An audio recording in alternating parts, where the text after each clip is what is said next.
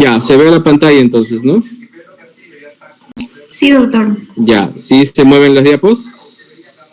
Sí. Ya, bacán, listo. Ya están la mayoría, ¿verdad? ¿O falta alguno? No, sí, ya estamos, ya la mayoría, faltarán 3.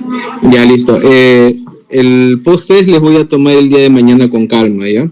Así que no se preocupen. También va a ser virtual, les voy a mandar el enlace y con un tiempo determinado para que puedan desarrollarlo, ¿ya? Muy bien, entonces comenzamos con el primer tema, ¿ya? Que es lo que es referente al VIH y la gestación. Y vamos comenzando con qué es el virus del VIH, ¿no? Es virus de inmunodeficiencia humana, ustedes ya lo conocen, y es aquel que es el causante del SIDA, que es el síndrome de inmunodeficiencia adquirida.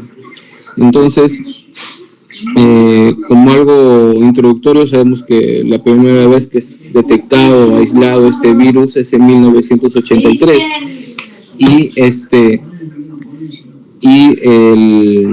es un virus que hasta la actualidad está presente, pero que ya tiene un cierto grado de control. Entonces ya tenemos tratamiento, no definitivo, pero sí que mantiene un control de la enfermedad. Entonces, vamos a ver que en la epidemiología mundial, vamos a ver que hay bastante países que tienen pues la enfermedad, y aproximadamente la data del 2024 nos habla que son 39.9 millones de personas que viven con VIH, ¿ya? Y que 2/3 de este grupo de población, o sea, aproximadamente 25.6 millones, están en la región de África. Y ustedes lo pueden ver acá en el mapa. Me disculparán un poquito con las diapos, sino que lo estoy haciendo desde mi tabla y no es tan compatible, pero van a ver ustedes ahí en el mapa que están observando la zona que está en colores de rojo, marrón y ámbar. Ya son las zonas de África, son las zonas en las cuales vamos a encontrar pues ese 2/3 de esa población que a nivel mundial tiene VIH, ¿ya?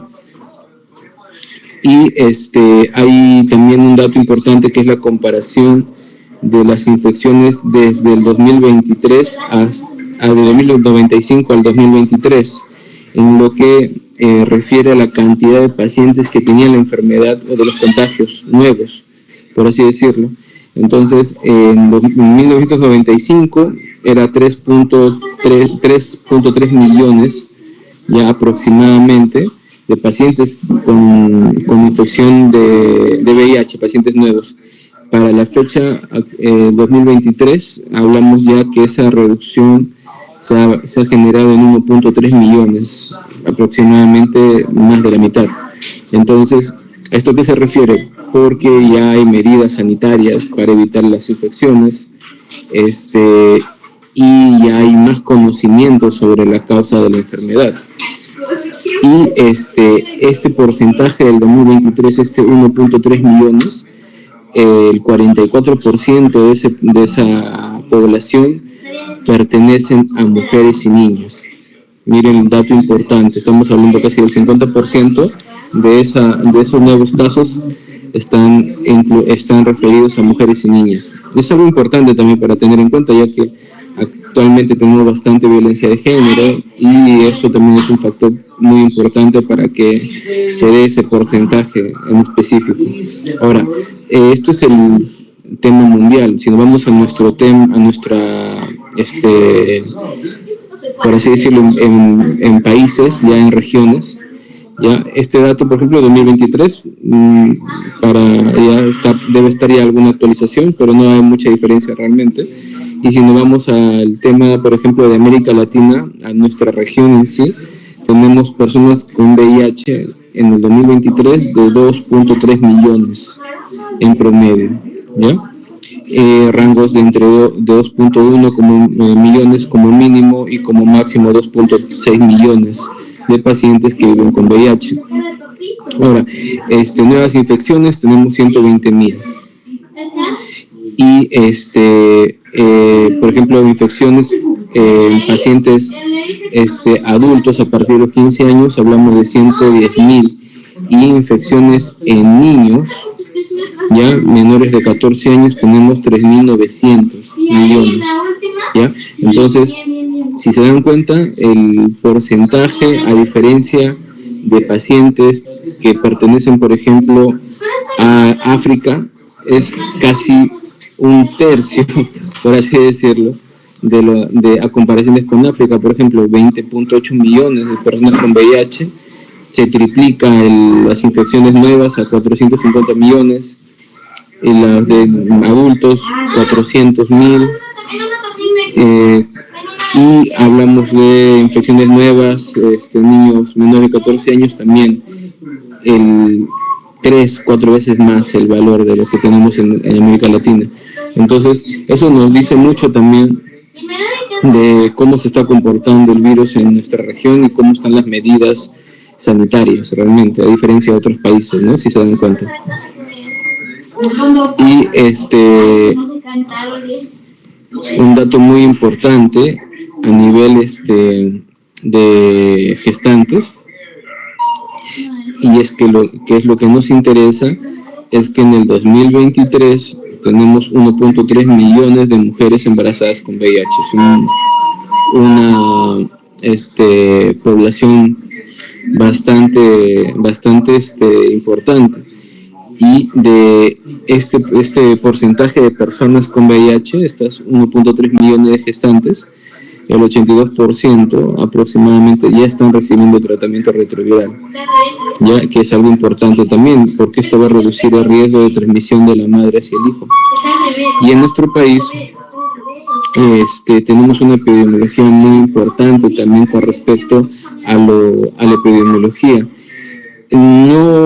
No sé si podría ingresar acá a través de los enlaces, pero les voy a mandar las exposiciones para que ustedes puedan ingresar a estos dos enlaces, que son los enlaces de las salas situacionales del Perú con respecto al VIH, como para que tengan ya una idea de cómo está la situación.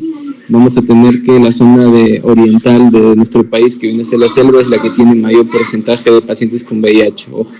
En la zona de la costa hay menos población con VIH, pero quien da la mayor cantidad de población viene a ser la zona de Lima, por la cantidad de población que tiene.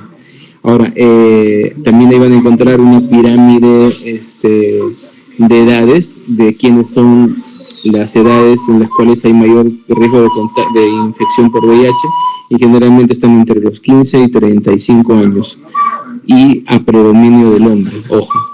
¿Ya? Esa es la epidemiología que van a encontrar ustedes en las salas situacionales también. Adicional a eso también, estos datos, como pueden ver ahí, que en nuestro medio, pues, la prevalencia de VIH es de gestantes de 0.23%, no es muy amplia tampoco. Y la transmisión, por ejemplo, en pacientes del mismo sexo también estamos hablando de 12%. Estamos hablando de hombres y relaciones entre hombres y hombres, ¿no? Y en pacientes, por así decirlo, mujeres transgénero, también hablamos de un 25%, que también tiene el contagio de VIH. Ahora, ¿qué factores de riesgo? Ya las imágenes lo dicen: las inyecciones, las transfusiones, ya las relaciones sexuales, que son los factores de riesgo que se tienen para el tema de la transmisión, y el riesgo de contagio. Acá también es un dato muy importante. Ustedes van a ver acá, por ejemplo, que el riesgo de contagio ante la exposición de una fuente infectada. ¿Eso qué quiere decir? De que tenemos un paciente con VIH, ¿ya? Y que tenga contacto con una persona que no lo tiene. El riesgo va a aumentar o va a disminuir dependiendo del tipo de exposición. En el caso de nosotros como personal de salud, lo que nos importaría es el penúltimo tipo de exposición, que es el pinchazo percutáneo con aguja.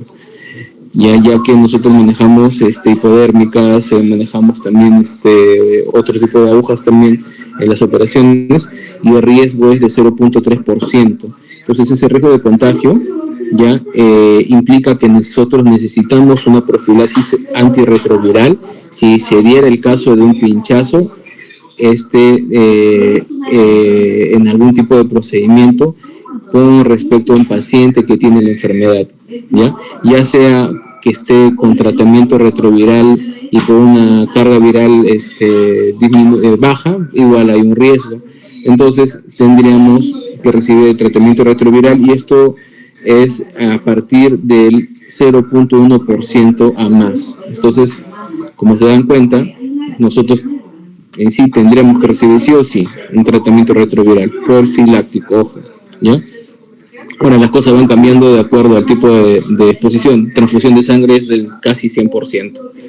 Ya, entonces ahí no hay un tema de que ya una profilaxis antirretroviral va a reducir el riesgo de transmisión. Prácticamente te transfunden sangre y ya estás contagiado si te pongas lo que te pongas. Y luego tenemos los otros tipos de exposición, como el sexo vaginal receptivo, ¿ya? O sea, estamos hablando de relaciones sexuales también, entonces 0.1%, ya es un riesgo de contagio, necesita tratamiento retroviral, penetración anual de 0.06%, ya, y el sexo más receptivo, que viene a ser de 1.11%.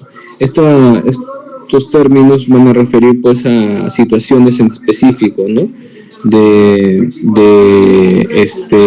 transmisión. Por ejemplo, en lo que hablamos de penetración anal y penetración vaginal, estos puntos están referidos a lo que son violaciones. Por ejemplo, sexo anal receptivo, que es con consentimiento, y el sexo vaginal receptivo con consentimiento también tiene un riesgo. Estamos hablando de 1.11 para el anal receptivo y vaginal de 0.1%. El sexo oral, por si acaso, también es un tipo de exposición, pero según los estudios tienen 0.02%, o sea, un riesgo bajo, ¿no? Pero con eso tampoco les quiero decir que es recontra seguro. Así que igual, la necesidad ante riesgo es preferible evitarlo, pues, ¿no? Lo que nos interesa a nosotros en esta exposición esencialmente es la vía de transmisión, que viene a ser la transversal, que es la intrauterina, la del parto y de la lactancia, ¿ya? Entonces, esta transmisión, que es la que nos interesa, la vertical, ¿ya? En la gestante, se va a dar más que todo porque a través de la placenta, ¿ya? Se van a poder transmitir los virus, ¿ya? Y esto pues va a generar que el feto se pueda infectar. Entonces esta transmisión perinatal o vertical, como les estaba comentando, pues se van a dar en 3 escenarios específicos: durante el embarazo, durante el trabajo de parto, incluso durante el parto mismo y durante la lactancia materna. Y la idea de evitar esto es que si el paciente se detecta a tiempo y se inicia un tratamiento adecuado, el tratamiento retroviral va a disminuir ese riesgo de transmisión en un 15 a 45%. O sea, es bastante, lo que va a ayudar a disminuir la transmisión. Ahora, en pacientes que no tienen profilaxis, la transmisión pues intraútero va a ser mucho más importante, porque estamos hablando entre un 25 y 40%, ¿ya? De transmitirse sin el tratamiento adecuado y el intraparto. Estamos hablando entre un 60 y 75% de transmisión sin terapia, ojo. Y en lactancia hablamos de un 16%. Entonces son datos, porcentajes bastante elevados para no tenerlos en cuenta. Ahora, la disminución de la transmisión se va a dar a través del tratamiento retroviral, generando que estos valores disminuyen bastante, ¿ya? Y eso va a generar pues un buen término con ese feto, ¿no? A futuro. Ahora, con respecto al control, el control en una gestante común y corriente ustedes ya lo conocen. Su control mensual, su control semanal o quincenal, dependiendo de la edad gestacional, ¿ya? Y va a ser distinto en la gestante con VIH porque va a tener ciertos parámetros adicionales a lo que generalmente hacemos con una paciente sin VIH, ¿no? En el primer control vamos a pedirle pues su batería gestante, que ustedes ya lo conocen, y sus controles de VIH y sífilis van a ser pues cada 3 meses. En el caso de la paciente con VIH vamos a ver ya un manejo no solamente de un control común que se da, sino también verificar lo que es la carga viral, cómo está el CD4 para ver si es que el tratamiento retroviral se está dando adecuadamente y está teniendo algún tipo de función adecuada en estas pacientes. Entonces, lo ideal es que cuando nosotros detectamos una paciente con VIH, en la gestación, la primera cosa que vamos a hacer nosotros es hacer una interconsulta en infectología para poder generar la necesidad de que el infectólogo haga una evaluación y determine cuál va a ser el tratamiento en esas pacientes de acuerdo a la edad gestacional. En aquellas pacientes que ya tienen, por ejemplo, VIH y ya tienen un diagnóstico previo, pues solamente se va a ajustar la dosis del tratamiento de acuerdo a la edad gestacional. Y en aquellas que son pacientes que recién son diagnosticadas, ya sean durante el control o durante el trabajo del parto, pues se va a iniciar el tratamiento inmediatamente, ¿ya? Igual, estas pacientes se tienen que actualizar el estado de vacunación y se tienen que hacer exámenes cultivos para ver si es que hay alguna infección concominante a la infección del VIH o durante la gestación. La idea es mantener a la paciente lo más controlada posible. Entonces, en la evaluación, la historia clínica es muy importante, revisar enfermedades previas relacionadas con VIH y revisar también las patologías oncológicas que pueda tener la paciente y iniciar el tratamiento iniciar la evaluación de recuento de CD4 y de carga viral. Es importantísimo eso para poder tener un contexto más adecuado de la paciente. Y tenemos también lo que es la evaluación de toxoplasma, de hepatitis, de sífilis, ya para poder ver si es que la paciente pues no tiene otros factores adicionales que puedan generar un problema durante el control prenatal. Entonces, como decía, tenemos que tener una buena historia clínica, ver la fecha del diagnóstico del VIH, cuál fue el mecanismo de transmisión, ¿ya? Y apuntarlo adecuadamente en la historia clínica. Una buena evaluación clínica para ver si no hay enfermedades asociadas y si es un paciente que ya tiene un tratamiento previo, qué tiempo tiene con el tratamiento y cuál es el tratamiento, el esquema de tratamiento que está recibiendo, ¿ya? Igual también, como les decía, la citología cervical también es importante, ¿ya? Determinar si no tiene BPH positivo y los cultivos que tienen que darse en la primera visita del control prenatal. Puro cultivo de secreción vaginal, ¿ya? Y esto repetirse nuevamente entre las 28 y 30 semanas, ya que es importantísimo. Recuerden que esta paciente, ojo, ya de por sí está gestando y tiene una disminución de su sistema inmunitario. Adicionalmente, una paciente de VIH, más todavía alteración del sistema inmunitario, por eso la importancia de los cultivos que tienen que tenerlo en cuenta, ¿ya?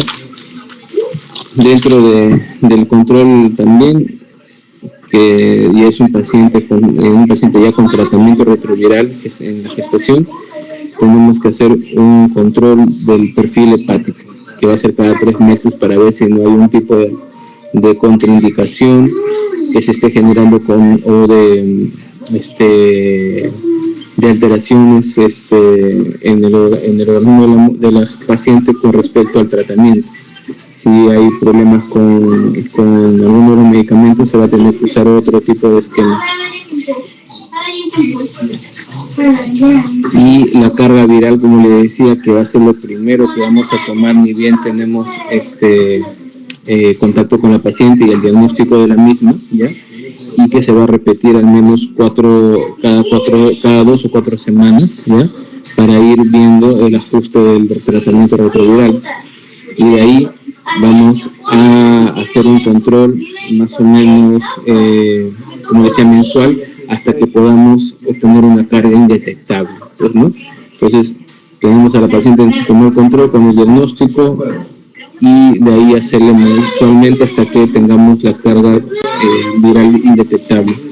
Y eso es importantísimo porque esta carga viral tenemos que tenerla al menos 4 semanas antes de planificar la finalización del embarazo. Entonces eso más o menos entre las 34 y 36 semanas yo ya tengo que tener mi carga viral a la mano para poder yo ver cuál es la modalidad de parto que le voy a dar a la paciente. El recuento de CD4 también es importante, también igual va a ser en el primer control y la vamos a realizar también mensualmente y hay que tenerlo también antes del parto unas 4 semanas, ¿ya? Previas. El control ecográfico, ese va a ser habitual, como cualquier gestante que no tiene VIH, pero sí vamos a incidir en 2 puntos importantes. Uno es la longitud cervical en el segundo trimestre, a partir del segundo trimestre, y la otra la ecografía Doppler, para ver cómo está la redistribución de flujos en el feto, si hay alguna alteración en el mismo. ¿Por qué la longitud cervical? Porque también tenemos que tener en cuenta que en una paciente que puede tener una amenaza de parto pretérmino por un cuello corto, la posibilidad de un parto posterior siempre va a estar presente, así que hay que tener en cuenta, de acuerdo al tipo de escenario en el cual nos encontremos, qué podemos ofrecerle a esta paciente, de acuerdo a la edad gestacional en la cual se encuentra. Si detectamos una longitud de cervix corta, ya tenemos una idea de cómo se va a desarrollar esa gestación en las siguientes semanas. Ahora, en el manejo del parto, ¿ya? Vamos a ir un poco más directo a lo que manejamos nosotros acá en el MINSA, ¿ya? Porque esto es más que todo historia de cómo se ha ido haciendo los controles, pero no vamos a ir de frente a lo que es el manejo de nuestros medios. Y el manejo en Perú es manejo por 3 escenarios, ¿ya? Es muy importante tenerlo en cuenta. Es escenario tipo 1, ¿ya?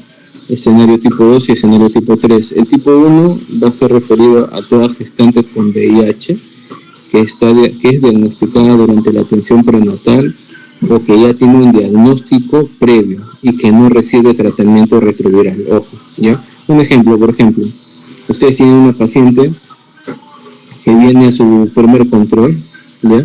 Y ustedes lo atienden y le piden su batería de gestante. Dentro de su batería de gestante está la prueba de VIH, que tiene que ser en la primera atención prenatal, y esa prueba de VIH le sale positiva. Entonces automáticamente ustedes dicen, esa paciente es VIH positivo, entonces es un escenario tipo 1 porque lo diagnostiqué durante la atención prenatal, ya sea en el primer control, segundo, tercero o en cualquiera de los controles que vienen adelante. Ahora, otro caso de escenario tipo 1, viene una paciente ya con un diagnóstico de VIH, ya hace 5, 2 años, 3 años, el tiempo que ustedes quieran ponerlo, pero la paciente no tiene tratamiento o no quiere recibirlo, pero está gestando. Entonces, esa paciente sería un escenario tipo 1, ¿ya? Escenario tipo 2 es una gestante que ya tiene tratamiento, ya tiene VIH y que está recibiendo tratamiento antes del embarazo. Un ejemplo también, una señora que ya tiene 5 años de diagnóstico de VIH, con tratamiento regular, carga viral indetectable, CD4 adecuado, pero que se embaraza. Entonces esa paciente es un escenario tipo 2. Y un escenario tipo 3 es toda paciente, ¿ya?, que viene en trabajo de parto y que durante la atención del trabajo de parto, ¿ya?, se diagnostica el VIH por primera vez, ¿ya? Este es uno de los casos un poquito más difíciles, más que todo por la parte psicológica de la paciente, ¿no? Son pacientes que llevan controles muy seguidos, muy bien controladas, que en el primer trimestre y en el segundo trimestre salieron negativas sus pruebas, pero que cuando llegan al trabajo de parto por emergencia, nosotros siempre le pedimos un control, ¿ya? Y en ese control sale positivo. Entonces, la paciente puede haber estado en un buen control, negativo todo el tiempo, pero en algún momento en ese tiempo se tuvo que haber contagiado. Y se ve durante el trabajo de parto, durante la atención en emergencia. Entonces, esos pacientes son escenario tipo 3, ¿no? Entonces, acá vamos a tener en cuenta que el manejo de estos pacientes de escenario tipo 1, por ejemplo, ya tienen una paciente, ya sea con diagnóstico durante el control prenatal o diagnóstico sin tratamiento, ¿ya? Lo que vamos a hacer, por ejemplo, en el caso de pacientes que vienen al control prenatal y son detectados por primera vez, se debe iniciar el tratamiento una vez que se ha tenido resultado reactivo a 2 pruebas rápidas. En el sistema de nuestro país tenemos pruebas rápidas que tienen una combinación tanto de VIH con sífilis. Entonces, estas pruebas rápidas, una de VIH y la otra de sífilis, siempre se va a tomar en todo control que se toma que se genera en una paciente por primera vez. Entonces, pongamos que esa paciente llega a su control y le sale una prueba positiva, tiene la obligación de sacarle otra prueba. Si esa prueba sale positiva, esa paciente tiene que iniciar con tratamiento retroviral inmediato. Distinto a un paciente que ya tiene el diagnóstico pero que no recibe tratamiento, tiene también que iniciar el tratamiento inmediato. Ahora, una vez que se realiza esto, independientemente que sea una paciente que se diagnostica durante el trabajo de parto o que ya viene con el diagnóstico sin tratamiento, se tiene que pedir un recuento de CD4 y carga viral. Si es una paciente que se detecta en su control prenatal, adicionales a 2 pruebas rápidas, se le va a tener que pedir una prueba confirmatoria. Y eso es por protocolo, ¿ya? Entonces, tener en cuenta también que el tratamiento de la paciente no está ligado a la recepción de los resultados del CD4 o de la carga viral o de la prueba confirmatoria, ojo, ¿ya? Simplemente son protocolos que se llegan a tener, pero que no están ligados completamente al inicio de tratamiento. ¿Eso qué quiere decir? Una vez que se ha detectado en una paciente nueva el VIH con 2 pruebas rápidas, inmediatamente recibe tratamiento, no necesita esperar más. Igual con la que no está recibiendo tratamiento, que ya tiene diagnóstico, ¿ya? Y el tratamiento se va a tener que realizar a partir de las 12 semanas de gestación, por su alta toxicidad y teratogenicidad de cada uno de estos medicamentos, ¿no? Y obviamente el tratamiento retroviral se va a continuar después del embarazo, es algo obligatorio, ¿ya? Acá tenemos esquemas, por ejemplo, ¿no? El esquema, bueno, no lo puedo pasar las diapos así, pero hay un esquema de primera elección que viene a ser tenofovir con ralpagravir, ¿no? Y entricitabina, ¿ya? Que es el esquema de elección, el primer esquema, y luego tenemos los otros esquemas que vienen a ser los esquemas alternativos, y esto van a depender mucho de los efectos secundarios. Hay pacientes que tienen estos efectos secundarios como ras cutáneo, que vienen a estar ligados esencialmente a lo que es el ralpagravir, por ejemplo, ¿ya? Y aquellos que tienen alteraciones en la depuración de creatinina o que generan una enfermedad renal crónica, ¿ya? O que tienen una enfermedad renal crónica, ¿ya? Y que van a estar ligados al tenofovir, por ejemplo, ¿no? Entonces, si tienen alguno de esos puntos, los esquemas de alternativos son los siguientes. Por ejemplo, Para el caso de una contraindicación absoluta al tenofovir, la primera opción de tratamiento es silobulina con labenuburina asociado a raltegravir, o el otro esquema es abacavir con labenuburina más raltegravir. Y en aquellos que tienen una contraindicación absoluta al raltegravir, tenofovir con emtricitabina más efavirenz. Y si no tuviéramos la dosis combinada inicial que les dije, de primera elección, tenofovir más labenuburina más raltegravir son las opciones que se pueden utilizar, ¿ya?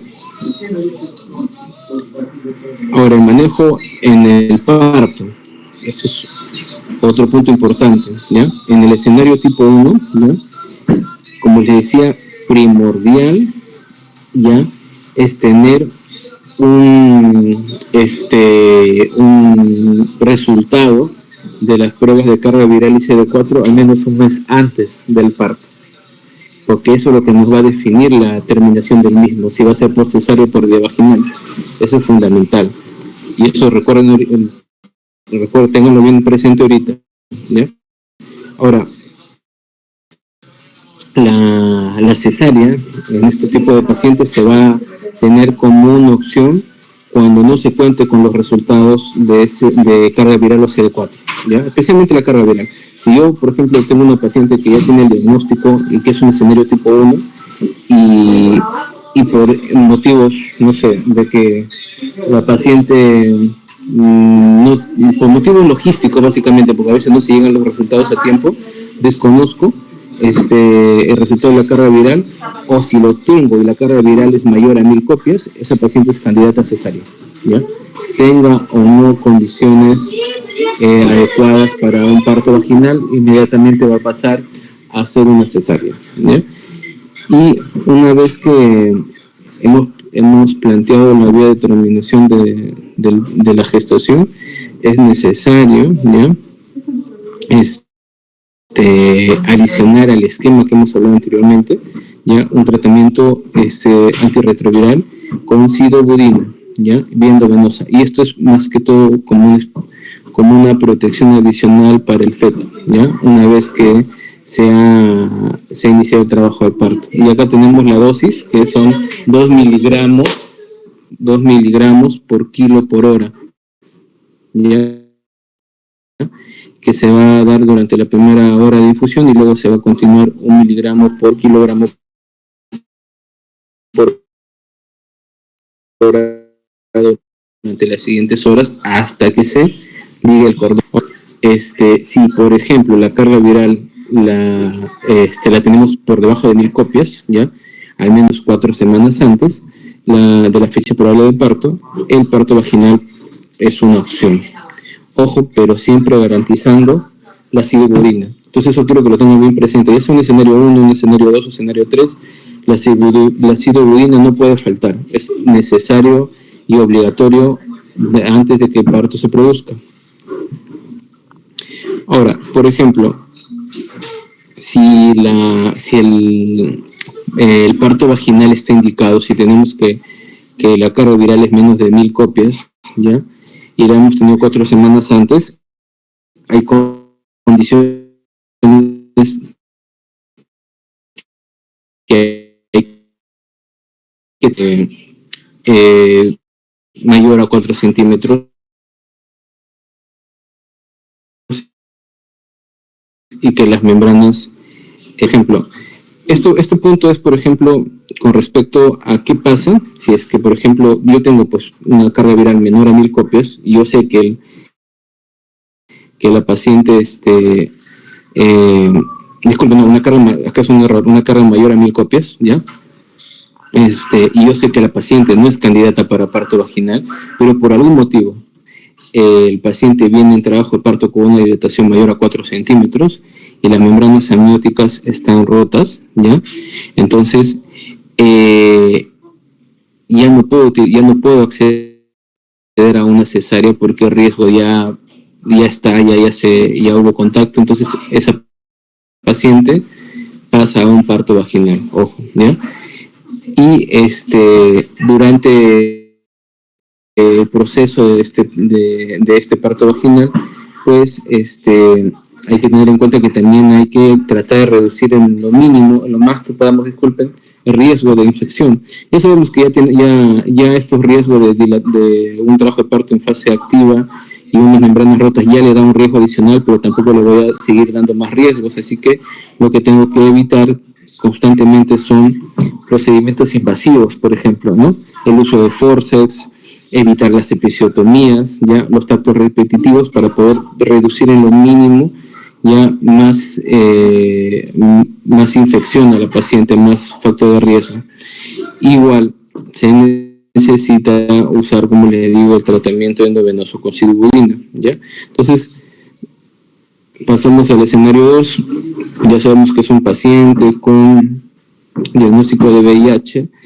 No es necesario repetir los estudios porque ya lo tenemos y está confirmado, solamente continuar con el tratamiento que se está realizando previamente y vigilar la carga viral, ¿ya? El manejo del trabajo de parto no es muy distinto al escenario 1, ¿ya? Sabemos que con menor de 1000 copias de carga viral, el embarazo se termina por vía vaginal, y si es mayor a 1000 copias, se termina por cesárea. Ojo, ¿ya? Y, como le decía, las mismas indicaciones, tanto para un parto vaginal como cesárea, el uso de sidibudina.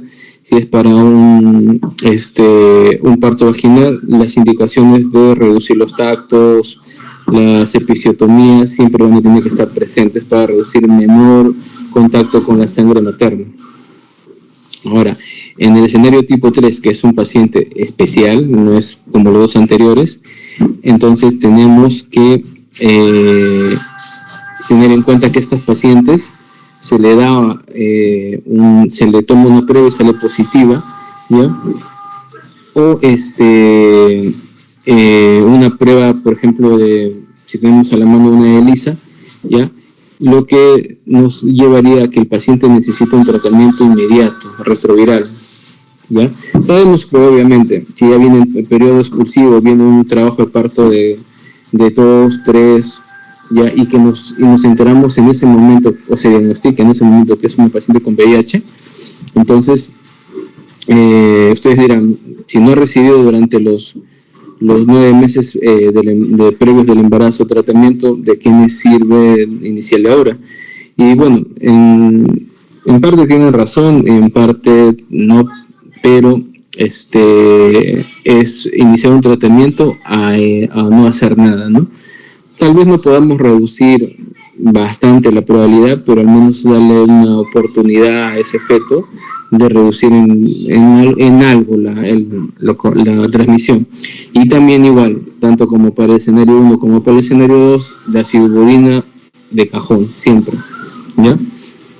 Igual, el tratamiento se continúa después del embarazo, y eso va a ser independiente de que tengamos la carga viral. Obviamente, en un expulsivo la carga viral no me va a salir en horas, eso va a demorar bastante.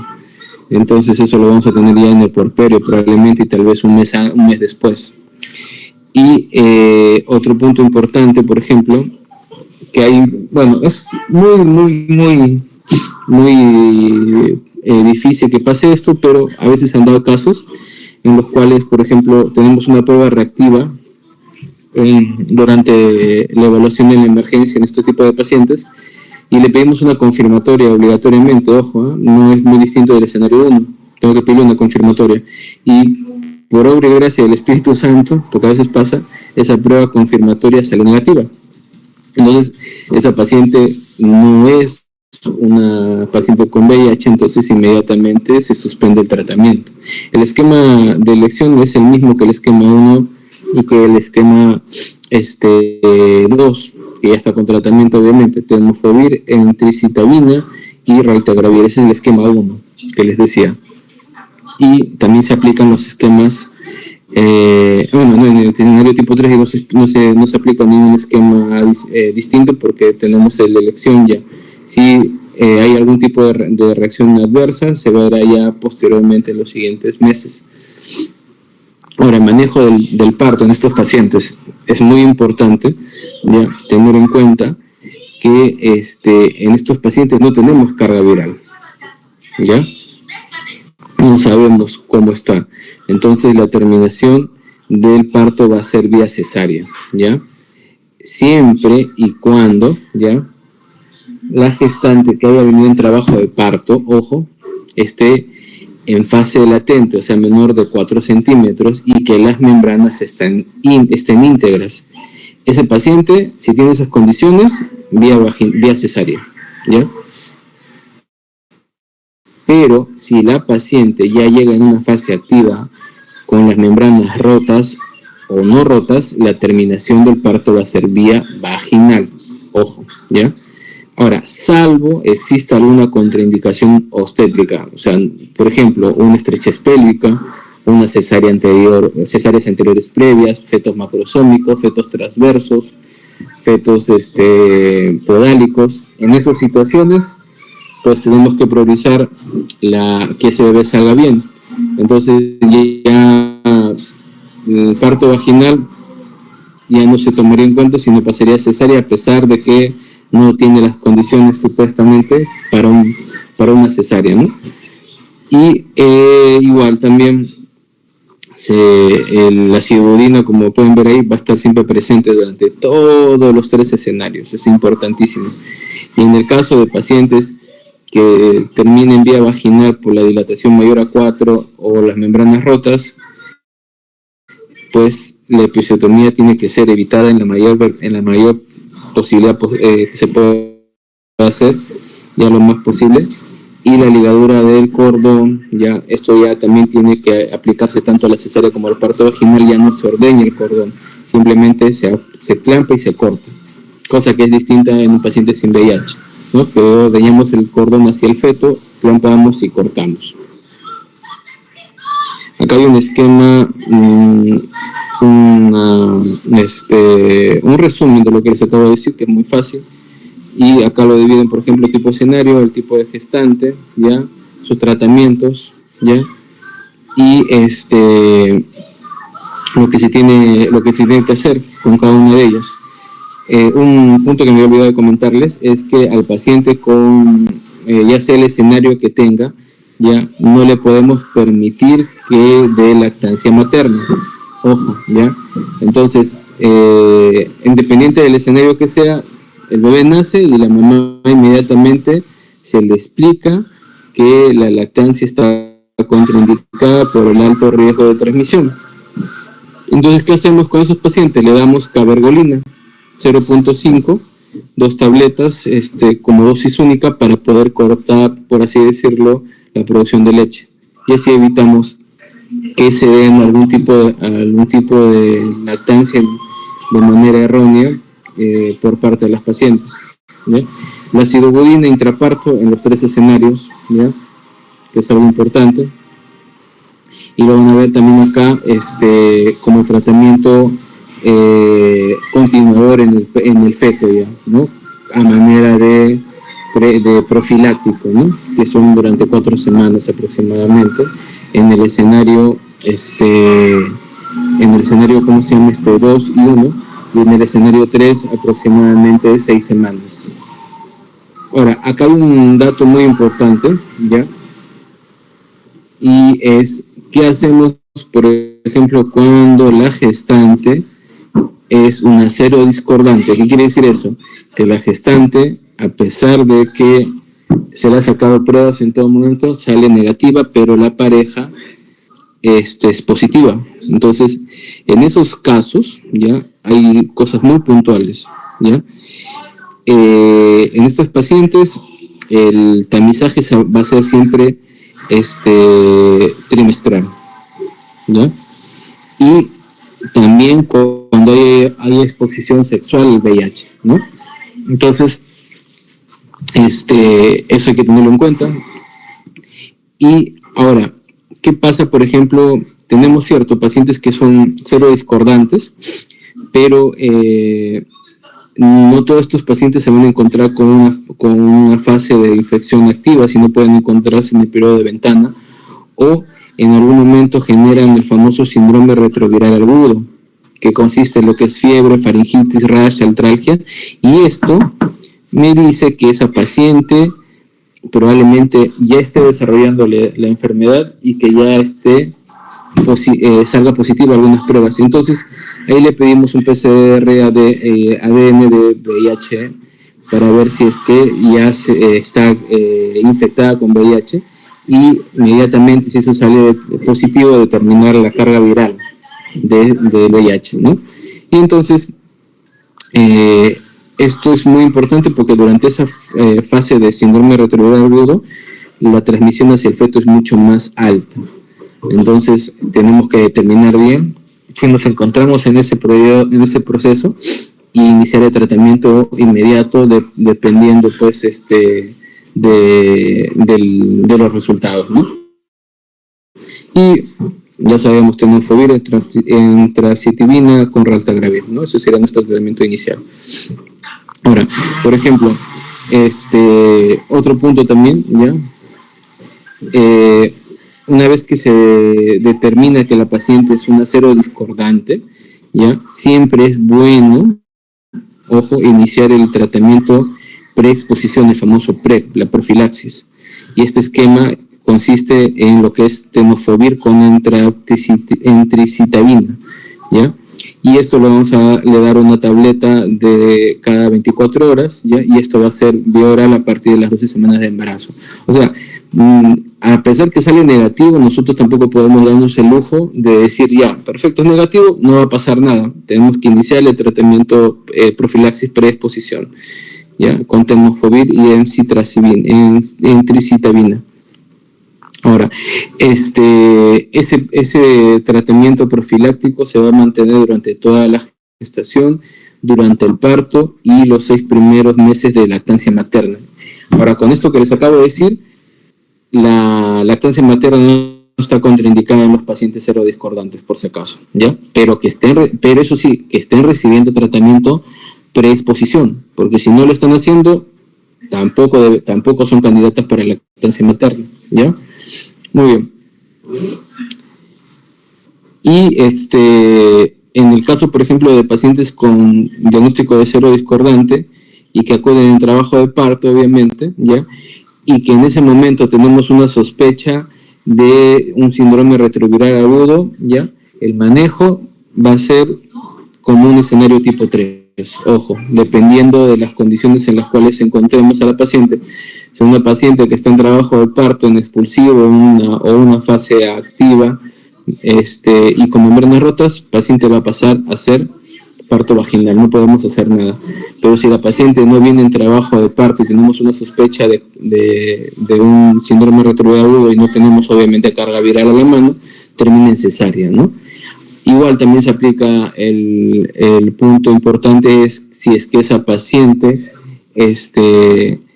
tiene condiciones obstétricas para un parto vaginal. Si no las tiene, pasa a cesárea también, ¿ya? Entonces, eso hay que tenerlo bien en cuenta. Muy bien, y luego vamos a pasar a lo que es hepatitis. Y con respecto a la hepatitis, ustedes ya lo conocen, la hepatitis B es un virus de ADN, tiene sus antígenos core, el antígeno E y el antígeno de superficie, que son importantes para poder entender cómo se genera la identificación de estos antígenos, la interpretación de estos antígenos en los exámenes, ¿ya? Acá tenemos la estructura del genoma con sus 4 genes que son los encargados de la transmisión del mismo. Y en nuestra epidemiología, por ejemplo, a nivel de Perú, vamos a ver que la zona oriental, o sea, mejor dicho, la selva, ya tiene una alta endemia del virus de la hepatitis con un 8 mayor al 8%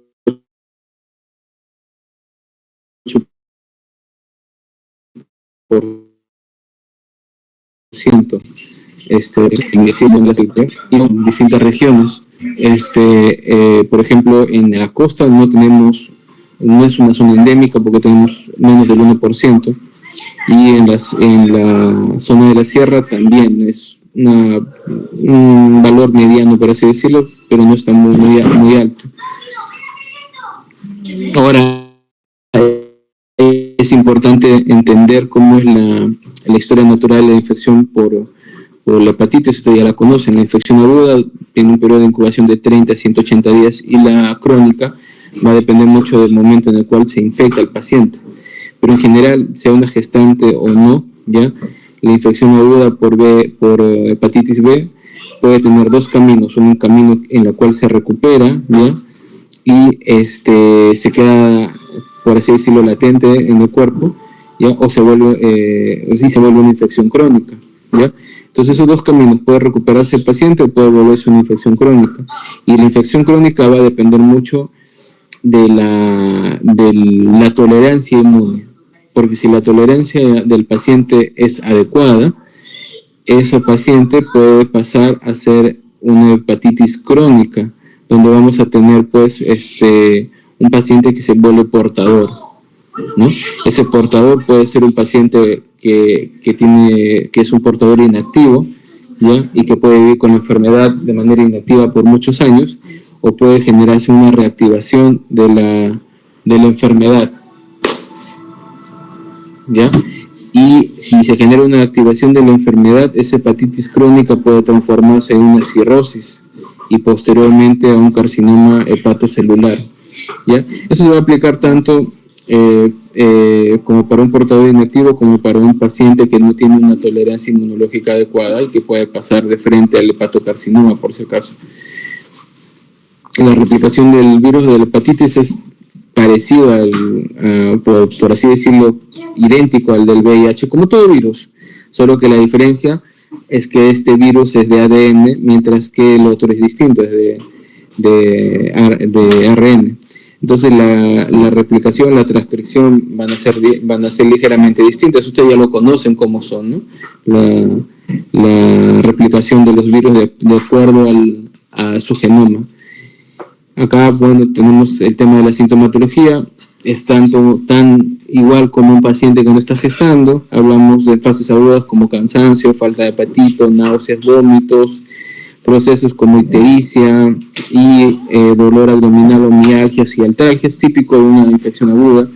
Y la crónica, generalmente estos pacientes están asintomáticos y se van a dar síntomas cuando ya tiene etapas avanzadas, como son la cirrosis o el cáncer de hígado, y pues obviamente conllevará la muerte también, ¿no? Entonces acá tenemos una imagen de cómo está el hígado de un paciente que no tiene una enfermedad, ya, versus aquellos que ya tienen un proceso de hepatitis, en los cuales pues ya se transforma en cirrosis y cáncer a futuro.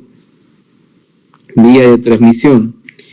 La vía de transmisión, ya sabemos, de este tipo de virus es de contacto sexual, también puede ser percutánea, ¿ya? O al compartir objetos contaminados. Pero lo que nos interesa a nosotros en este caso es la transmisión vertical o perinatal, ¿ya?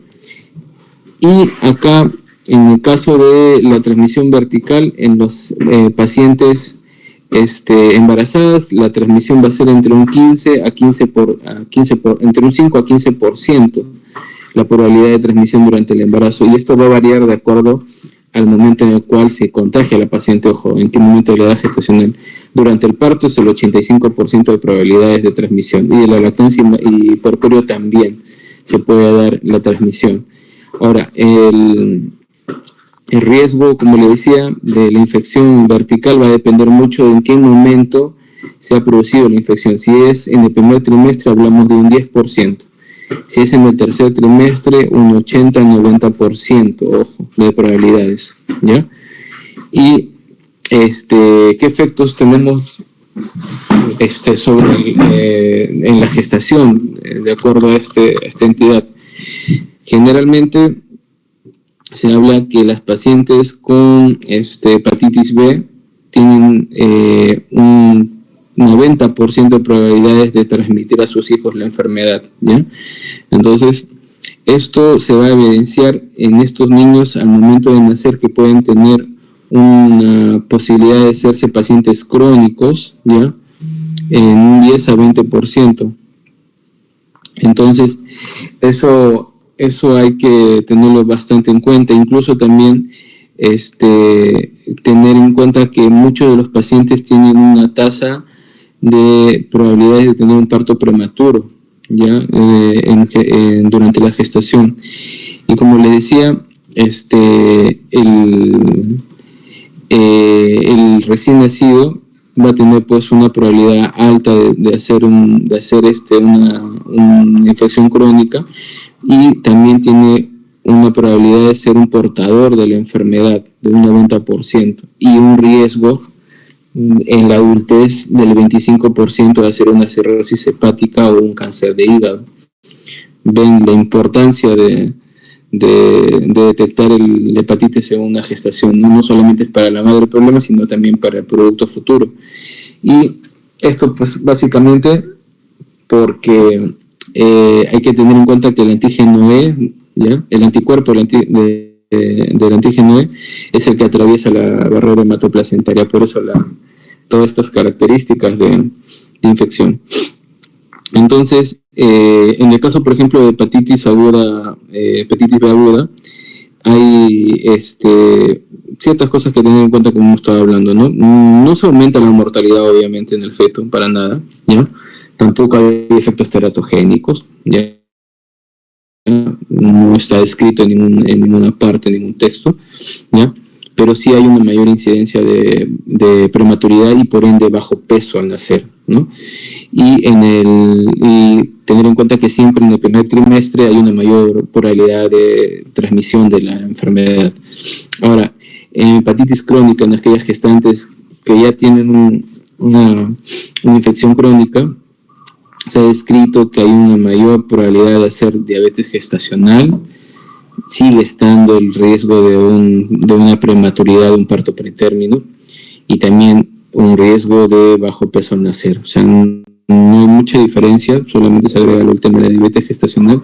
Y en el caso de pacientes gestantes con cirrosis, está descrito que hay una incidencia de al menos un 35 a 40% de probabilidades de aborto espontáneo, 25% más de prematuridad que aquellos que están en fase aguda o fase crónica. Y acá sí viene un tema de mortalidad perinatal, o sea, se describe que los efectos adversos en el feto son bastante importantes, que pueden conllevar a la muerte. Y se dan pues las complicaciones maternas, que son iguales que un paciente que no está gestando, ¿no? Varices sangrantes, esofágicas y la citis, obviamente. Ahora, durante el parto, como les había dicho, hay un mayor riesgo, 85%, y acá hay un punto importante. A diferencia del VIH, en el cual nosotros asumimos que un parto por cesárea va a reducir la transmisión, en un paciente con hepatitis B no lo hace. Entonces la cesárea no es una opción de evitar la transmisión. Pero sin embargo, por ejemplo, si tenemos pacientes que no tienen indicaciones obstétricas adecuadas para un parto vaginal, pues una cesárea es obligatorio, pues, ¿no? Pero eso tampoco, como les digo, no garantiza que la transmisión se disminuya. Entonces, hay que tener en cuenta que en las madres que tienen un antígeno E positivo, el riesgo de transmisión está entre un 70 y 90%, y a los 6 meses tiene un riesgo de 90% de permanecer crónicamente infectada la paciente. Ahora, aquellas madres que tienen el antígeno E negativo tienen un riesgo de transmisión de 10 a 40%, ¿ya? Y un riesgo de quedar como crónicamente infectado un 40 a 70%. ¿Por qué esta diapositiva es importante? Porque lo vamos a ver un poco más adelante en la exposición, porque esto me va a determinar cómo voy a diagnosticar a la paciente si tiene una infección activa o no. Y en la lactancia y el puerperio hemos visto sí que hay bastante posibilidad de encontrar el virus en la leche materna, y esto nos va a dar pues también otro de los mecanismos por los cuales se transmite, y se ha visto pues que casi el 80 o 95% de niños que reciben lactancia materna exclusiva con pacientes con hepatitis tienden a desarrollar las secuelas ya de esta enfermedad. O sea, por eso evitamos al 100% que la lactancia se dé. Y estos niños pues obviamente tienen pues una probabilidad de quedar como portadores crónicos en un 90% si es que no reciben la inmunoprofilaxis adecuada. Ahora, ¿cómo diagnosticamos en el embarazo? En el embarazo, el diagnóstico se va a basar básicamente en la prueba de antígeno de superficie y el antígeno E, ¿ya? Y también el IgM, el anticorea y las pruebas pues de TGP, TGO en la paciente, si están elevados también es un diagnóstico también a favor, un punto a favor, o las viroglobinas elevadas, la virolina indirecta. Entonces, caramba, no ha salido acá el fluxograma de diagnóstico de la prueba de hepatitis rápida. Entonces, pero para explicarles si esto se basa en estos antígenos. Por ejemplo, si cuando se hace la prueba de hepatitis en la gestante, en el primer control, ¿ya? Si la paciente sale positiva a pedirle una prueba adicional que viene a ser el antígeno E. Y eso me va a determinar si la paciente está con una infección activa o una infección no activa. Y de eso va a depender pues el tratamiento también, ojo, ¿ya? Entonces ese es el esquema que se da acá en el fluxograma, que es un esquema pequeño, sino que, como le digo, en la tabla no me da muchas opciones de poder mostrar todo. Pero teniendo en cuenta, por ejemplo, si yo mi paciente lo he detectado con un antígeno de superficie, mi manejo va a ser pedirle un antígeno E, como están viendo ahí, y comenzar a hacer la evaluación de la carga viral de la hepatitis, de lo que tiene la paciente en este momento, y la evaluación del perfil hepático, para ver si es que hay alguna alteración y trabajar en base a eso.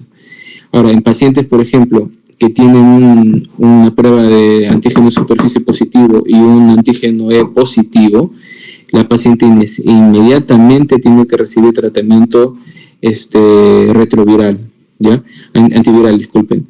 Pero esto es independiente de la carga viral. O sea, ¿qué quiere decir esto? Yo no tengo que esperar que la carga viral me salga, porque ya saben que va a demorar tal vez 2 semanas, 3, 4, incluso a veces demora más del tiempo esperado. Entonces no voy a dejar a la paciente sin tratamiento. Entonces inmediatamente voy a iniciar el tratamiento con tenofovir, 300 miligramos cada 24 horas, el mismo medicamento que usamos para el VIH. Y lo vamos a iniciar a partir de las 24 a 28 semanas de gestación. Es obligatorio en ese tiempo. Y ese tratamiento va a continuar ya hasta 4 meses después de producirse el parto, ojo, ¿ya? Entonces, cosas bien puntuales. Recuerden, no necesitamos tener la carga viral en estos casos, porque la diferencia del VIH, la carga viral no me va a determinar el tipo de parto. Tampoco la cesárea es una opción para disminuir la transmisión, y que tener en cuenta siempre que el tratamiento de elección es el tenofovir, por si acaso, ¿ya? Y que se debe dar entre las 24 y 28 semanas.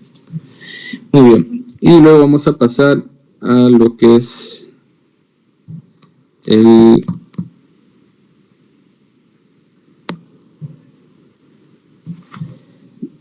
tema, que es sobre, ¿dónde estaba? Ya me perdí. Sífilis. Ya, bueno, la sífilis ustedes ya lo conocen, ya saben cuál es el agente, ya no vamos a ir muy a hablar de eso, pero sí necesito que lo tengan bien claro este punto, ya, para no hacerlo tan largo, porque ya son las 10:11, para que vayan a descansar. Esto es lo que tienen que tener más en cuenta sobre el manejo de sífilis. Pues ustedes ya conocen cuál es la vía de transmisión, ya saben cómo es la sífilis primaria, secundaria, terciaria, eso ya lo conocen ya. Los efectos adversos en el feto también, bajo peso al nacer, alteraciones morfológicas, ¿ya? Incluso la placenta tiene una característica muy importante, que es una placenta pequeña, media pálida, ¿ya? Entonces, son cosas que ya ustedes en algún momento lo han revisado en sus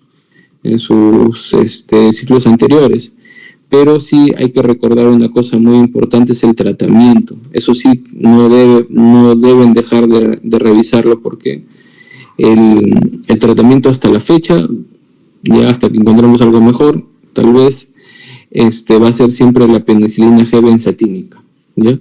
Pero hay una condición importante, ¿ya?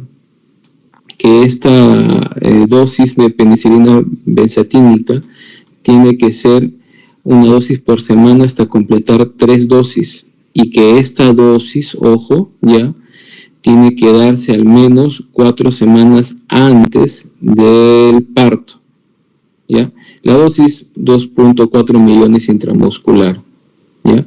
Entonces es obligatorio, por ejemplo, si ustedes tienen una paciente que viene en trabajo de parto, ¿ya? Y que ya tiene inicio de dosis de penicilina G benzatínica y que se encuentra en la segunda dosis, ¿ya? Entonces eso quiere decir que la paciente no tiene un tratamiento adecuado.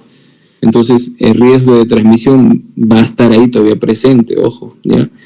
Y igual tendríamos que hacerle pruebas al feto, al bebé. Entonces, pero si la paciente viene a su trabajo, a su parto, ya con dosis completas y que ha sido 4 semanas antes del parto, eso me va a garantizar que el tratamiento se ha cumplido a cabalidad y que la tasa de transmisión es baja. Ojo, ¿ya?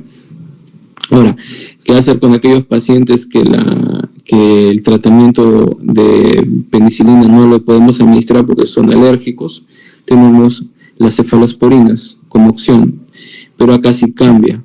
La ceftriaxona que vamos a utilizar va a ser 1 gramo intramuscular cada 24 horas, pero ya no van a ser 3 dosis como la penicilina, sino ya pasamos a un tratamiento de 2 semanas, o sea, de 14 días. ¿Ya? Igual, ese tratamiento tiene que haberse completado 4 semanas antes del parto, y obligatoriamente hacer controles de la paciente, siempre, ¿ya? Muy bien, entonces, esos son los temas que se toca exponer el día de hoy, ¿ya? Mañana ustedes pongan la hora en la cual desean su examen de post-test. Depende de ustedes pongan la hora y yo les estoy enviando su enlace, ¿ya? Pero eso sí, les pido que sean conscientes y no me estén utilizando otra computadora, otra página para desarrollar el examen, porque por si acaso ese examen tiene activación de abrir otras páginas por si acaso, ¿no? Así que lo más transparentes posibles para que hagan su examen, ¿ya? Muy bien, ¿dónde está Alison? Ya, Alison, coordina con tus compañeros, ¿ya? Sí, por la tarde no sé si sería mejor, porque ya, me dices la hora y yo te estoy enviando el enlace. Otra cosa también, más tardecito, mañana te estoy diciendo qué día hacemos la práctica, ¿ya? Más bien anda dividiéndolo en 2 grupos, ¿ya? Para que podamos trabajar, podremos hacerlo en 2 días, o si gustan lo hacemos en un solo día, pero sí, pues, tendríamos que hacer el repaso, sería pues 1 hora y media aproximadamente, pero de temas muy puntuales, ojo, ¿ya? Y una cosa que les voy a decir, o que tú ya coordines con cada uno de los grupos. Yo les voy a mandar más o menos qué temas vamos a tratar, pero les voy a dar un tema que ustedes en conjunto pidan que necesiten, que vean que a ustedes les falta, ¿ya? Para que todos estén parejos, porque no todos están yendo a la par, y los que rotan conmigo ya saben por qué les digo.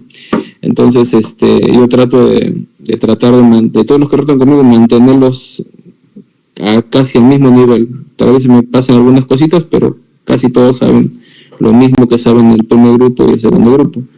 Entonces, coordinen bonito qué tema acá a cada grupo le parece que podría ser adicional para explicarles, pero que sea algo que todos tengan en común por si acaso, ¿ya? Puede ser trabajo de parto, puede ser un tema del VIH, lo que ustedes vean, lo que más les parezca que necesitan, ¿ya? Me lo informas, ¿ya? Eso